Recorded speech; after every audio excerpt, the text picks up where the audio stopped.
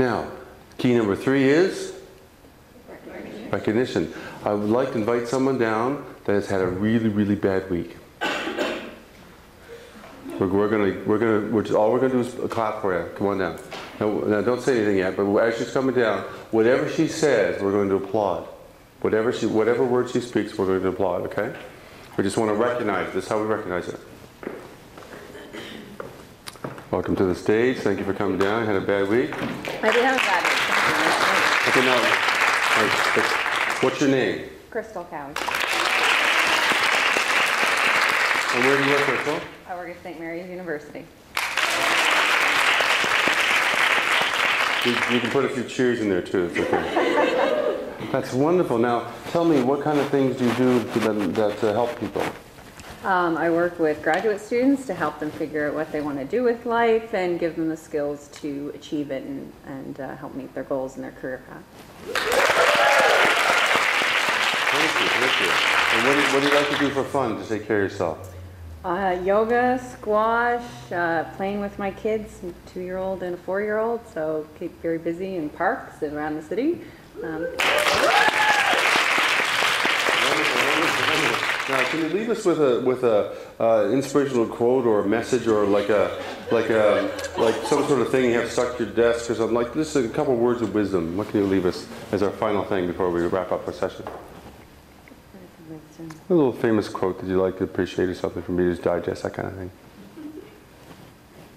Completely drawing a blank.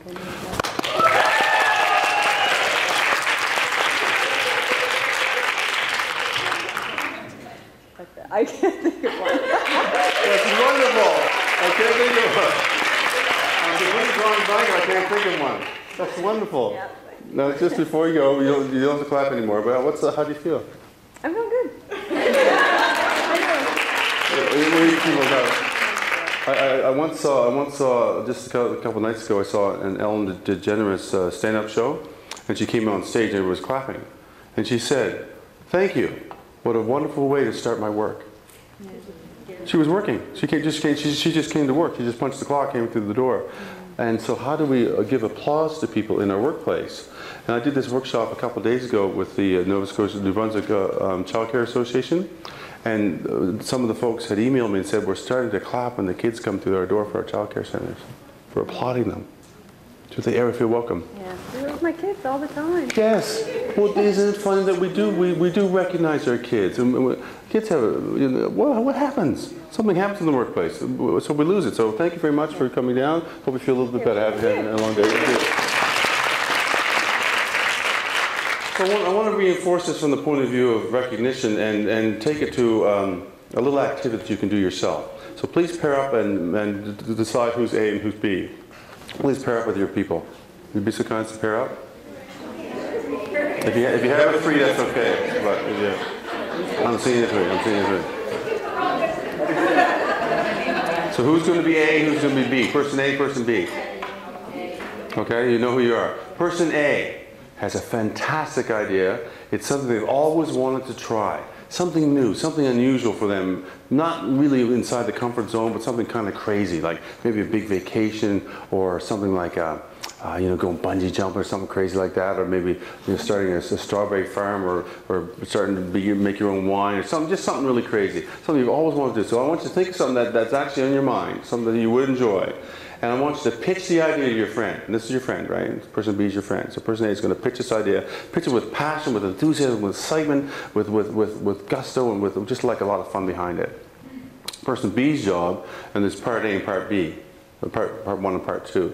Part 1, person B will respond to your thing, but they have to respond by every time you say something or introduce a new idea, they have to respond by saying yes, but. And then finish the sentence. So whatever they say, the person B has to say yes, but. We'll play it for 2 minutes and see how it goes, starting now. Go ahead. Passionate. Okay, let's have a pause on that. She can't be rude. Does it feel like you're being rude doing that? You couldn't say any but. You're just a nice person. That's okay. For those of you who are being butt nasty, and this is being butt nasty, what was it like for person A who's trying to pitch the idea to have someone that's butt nasty to them? What was it like? Give us just a couple thoughts and ideas on that. What was your experience? Discouraging. Discouraging. It was frustrating. It was a challenge. It's a challenge, yeah. The challenge. Trying to get your point across is really challenging. What else was there?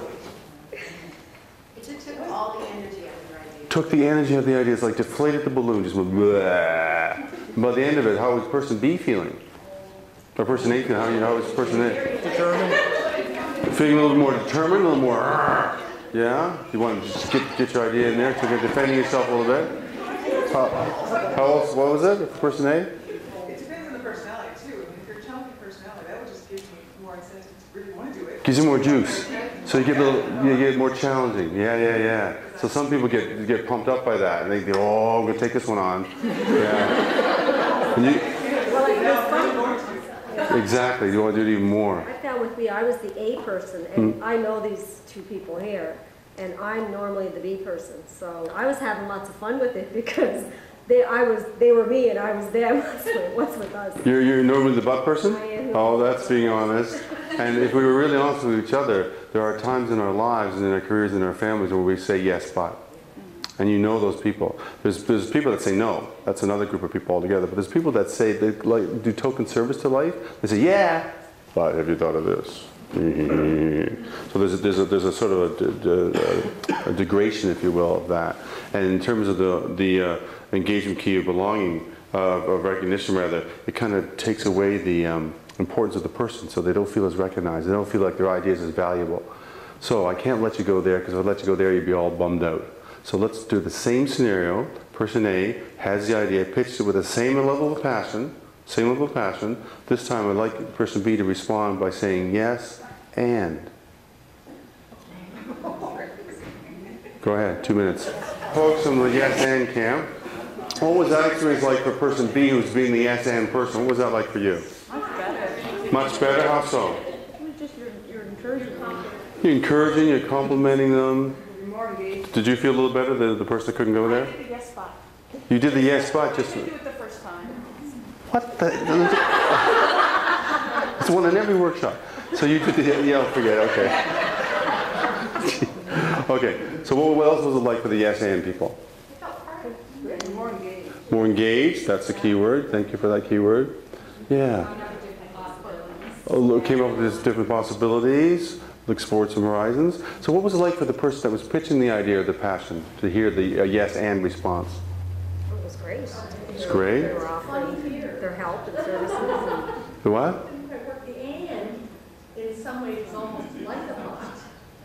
It's still bringing up some things that maybe I hadn't thought of or something. Well, it's interesting. So did it open up your imagination in a positive way? Or was it just sort of a naysayer kind of thing? Wasn't meant to be, but it opened up my thinking about my idea more. And It opened up the thinking of your idea. So you come in with a little idea and the person says, yes, and if you thought of this, if you thought of that, you go, wow, I didn't think of that option. That's amazing. Yeah, that could be cool.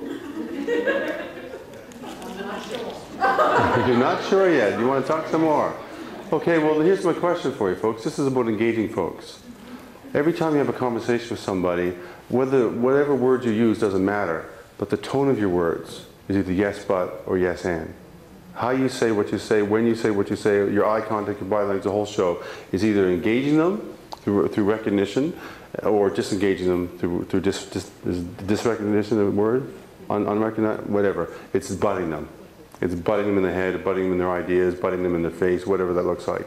So that's the conversation around engagement, around the recognition piece, and that's one little activity that you can do to remind yourself, are you a yes and person or a yes but person when it comes to how you treat others? And when you can teach others to be that yes and person, the lives open up and they feel much more engaged through recognition of the engagement of that key.